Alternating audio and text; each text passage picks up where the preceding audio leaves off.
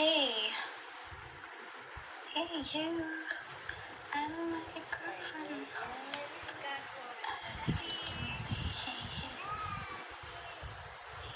Swerte niya kay Gavin, no? Ano, Gavin? Swerte niya kay Gavin. Tingnan ko guys kung ilan na lang ang ating 9. Naghihintay Last na lang 9 to, pakasalan pieces niya. guys. Last 9.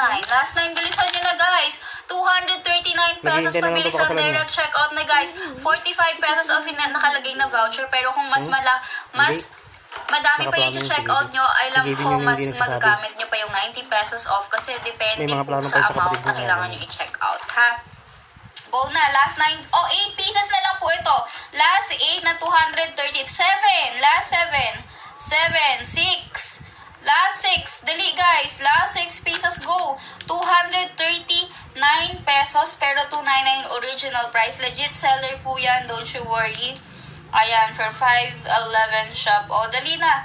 239 pesos, pa-follow muna and claim yung voucher. Makikita nyo naman agad doon sa may diyan sa may yellow basket kung ano yung voucher na pwedeng magamit sa kanya. Tapos i-claim nyo po. Tapos may nakalagay doon kung magkano yung kailangan nyo i-check out. Kung kailangan nyo ng worth 299 or 300 para ma-less yun, dagdagan nyo yung yung check out nyo. Para, kasi sayang na discount.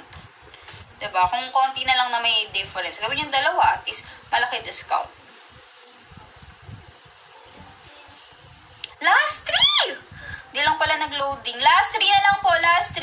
Last 3. Last 3. Last 3. Last 3 na lang po.